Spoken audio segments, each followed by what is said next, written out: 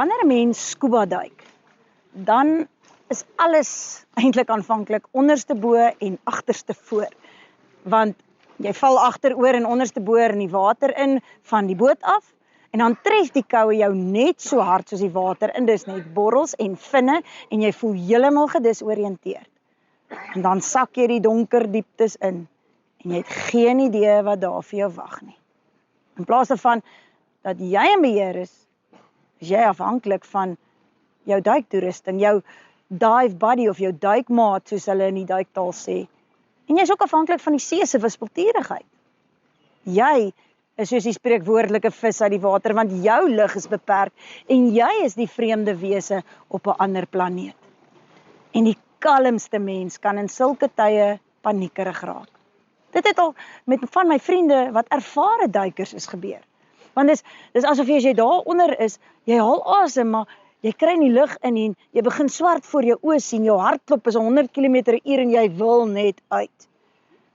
En is dan wanneer jy 'n duikbuddy moet hê, 'n duikmaat wat vir jou wys om asem te haal en kalm te bly. Want as jy nie deurdruk nie, mis jy die wonderlikste deel van hierdie omgekeerde wêreld. Jy word 'n engel. In plaas daarvan om soos 'n aardsgebonde wese altyd op te kyk na die bome, op te kyk na die swewende voëls en die berge en die lug en die sterre, kyk jy af op dit alles. Jy kyk af op die waierkorale wat soos reuse palmbome in die seestrome wyf. Jy kyk af op riwe met grotte en kraanse waarin vreemde kreature skuil. Jy kyk af op visse wat rondom jou sweef met kleurvolle vlerke. Jy kyk af op lopende sterre en vleiende skilpaaie. Soms gooi die ou lewe jou en my ook totaal na onderste bo, agterste voor van die boot af. En dan is dit chaos. Ek verloor my werk, ons moet trek na 'n ander dorp toe, my kinders gaan oor see woon, ek moet in 'n aftreeoord gaan bly, ek word gediagnoseer met 'n ernstige siekte, noem dit maar op. Hierdie dinge gooi 'n mens. Dan voel dit vir jou of jou lig opraak, of jy in die donker dieptes afsak en jy nie 'n idee het wat gaan gebeur nie.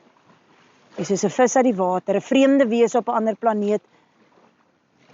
Onthou dan, jy het 'n duikbuddy. Want luister wat staan daar in 1 Korintiërs 4 vers 9. Ons word vervolg, maar nie deur God verlaat nie, op die grond neergegooi, maar nie vernietig nie. Iemand is by jou, wat jou nie sal los as jy onderste bo in die diep water val nie. Iemand is by jou wat sorg dat jy asemhaal. Iemand wat daar is om vir jou die lewe en die goeie in die chaos te wys. Die gedeelte in 1 Korintiërs 4 eindig met hierdie besonderse woorde. Die sterwe van Jesus dra ons ook altyd saam in ons liggaam, sodat ook die lewe van Jesus sigbaar kan word in ons liggaam. Wanneer ons daaronder is, kry ons ook 'n nuwe uitkyk op die wêreld. Ons besef ons eie weerloosheid verseker. Ons dra ons dood en ons seer saam met ons.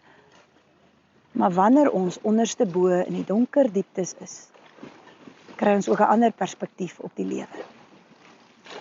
Dat Christus se lewe in my is. En dat dit my suurstof, my duiksilinder is. En dan begin 'n mens met die oë van 'n engel kyk.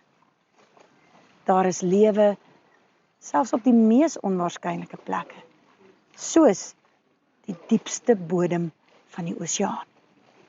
Daar is sterre wat onder ons rondloop. Ons moet net soms onderste bo wees om hulle te kan raak sien.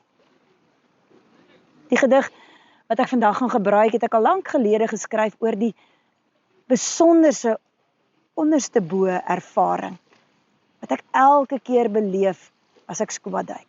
En hoe ek elke keer weer God se teenwoordigheid in daardie ander wêreld beleef. Luister gerus daarna. Ons is 'n oomblik, U is vir altyd. Waar atmosfere omkeer, sweef ek in die hemel. Koraalpaleise flikker, vinne fladder bont verby. Sterre stap oor berg en kraans, laat hul tekens in die sand. Die anemoon se arms waai in die waterwinde, 'n rituele dans wat roep na offerandes uit die diep. Bo en onder is 'n bysaak, waar ek aanbid in my vervoering, weggevoer saam met die strome. Hier hoog bo in die ander hemel, moet ek vlugtig vlieg en loer, want hieronder in die blou lug, is my lig en vlerk van korte duur. Ek, 'n blote blitsbesoeker, moet terugdryf na my atmosfeer.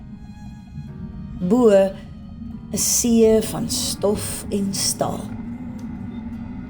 Maar na hierdie hemelkykie is my oseaan so vaal.